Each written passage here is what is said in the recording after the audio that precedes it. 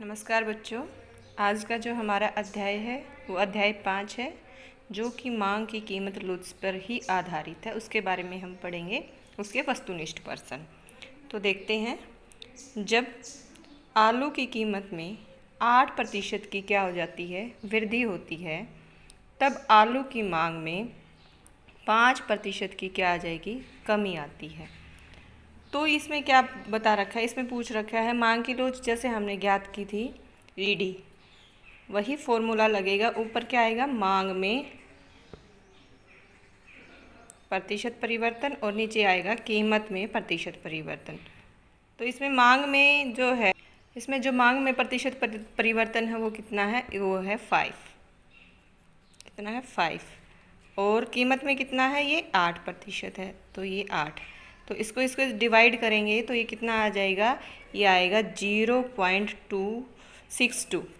ये हमारा आंसर आएगा। इसमें एक आयताकार अति परवलय मांग वक्र के सभी बिंदुओं पर मांग की लोच होती है।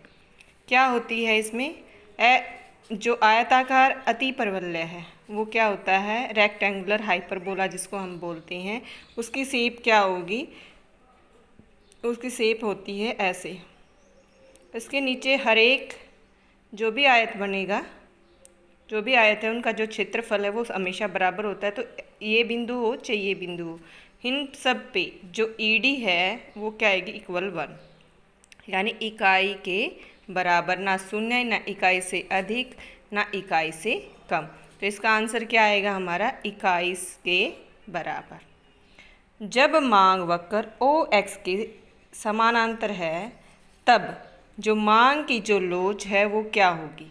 क्या पूछ रहा है, ओ एक्स के समानांतर है। ओ एक्स के समानांतर कैसे होता है, ओ एक्स के समानांतर होता है, ये लाइन है, ये लाइन है, ये हमारा ओ है, ये एक्स है और ये वाई है। तो इसके समानांतर रेखा होती है ये वाली, इसके समानांतर ये रेखा जो खींची जाएगी वो ओ एक्स के समानांतर होगी। तो ये समानांतर है, तो यहाँ पर ई डी किसके बराबर होती है, इन्फिनिटी के बराबर, तो यानी अनंत के बराबर। इकाई से अधिक, शून्य और अनंत, तो कौन सा इसमें आंसर आएगा, ये आएगा अनंत। इसके बाद है एक सीधी रेखा मांग वक्र के मध्य बिंदु पर कीमत मांग की लोच होती है, किसके बराबर होएगी, ये हमेशा सीधी रेखा पर 1 के बराबर होती है। जब कीमत में प्रतिशत परिवर्तन की तुलना में मांग में कम प्रतिशत क्या होता है, परिवर्तन होता है, तो मांग होगी पूर्ण बेलोजदार मांग, पूर्ण लोजदार मांग, इकाई से अधिक और इकाई से कम।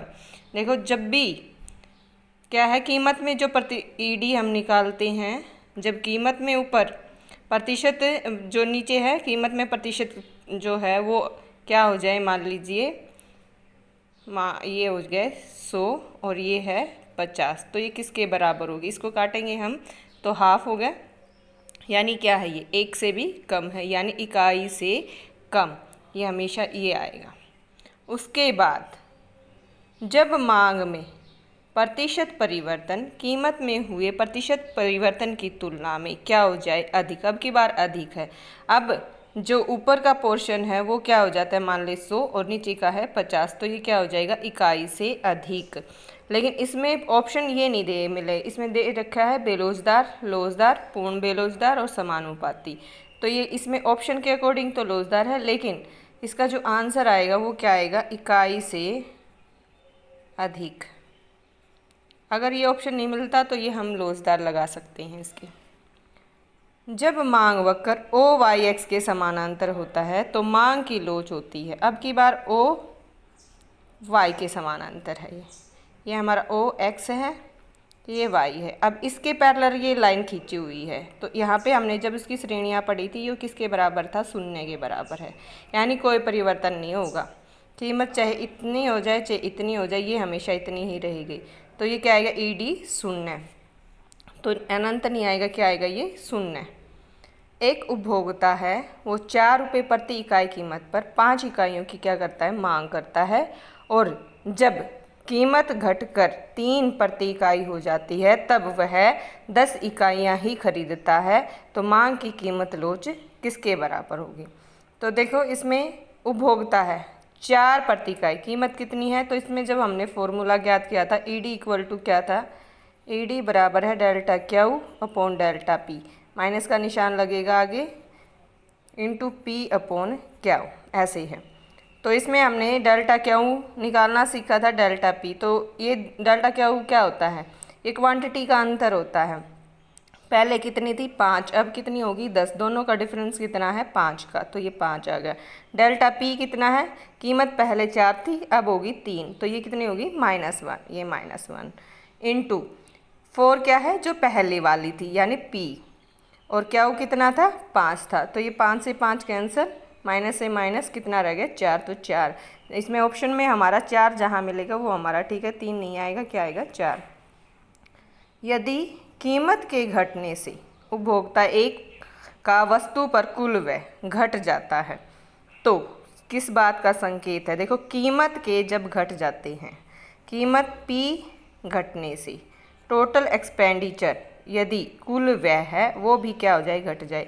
दोनों में रिलेशन कैसा है, एक ही दिशा में है, एक ही दिशा में होती है, तो जो ये घटिया वस्तु है नहीं, इसकी मांग की लोच इकाई से कम है, उपभोक्ता की रुचि में कमी, उत्पादकों के बड़े पैमाने पर उत्पादन नहीं, ये नहीं आएगा, इसका आंसर क्या आएगा ये।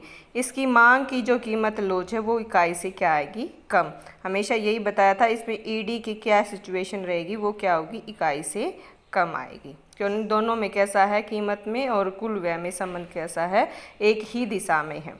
उसके बाद आ जाता है मांग की कीमत लोच की श्रेणियाँ कितनी होती है। तो यदि हमने श्रेणियाँ इसकी पढ़ी थी, लोचदार, बेलोचदार, इकाई के बराबर, इकाई से अधिक और इकाई से कम, तो ये कितनी थी 5, तो इसका आंसर आएगा 5।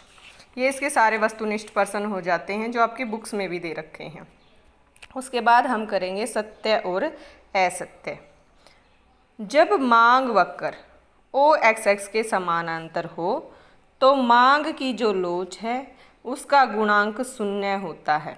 ये बता रहा है जब ये OX के समानांतर, ये O है ये X है, इसके समानांतर है तो ये ED क्या होती है 0 है, नहीं, ये बात क्या असत्य, क्यों, ये किसके बराबर है, ये इन्फिनिटी के है, तो ये पहली क्या होगी असत्य।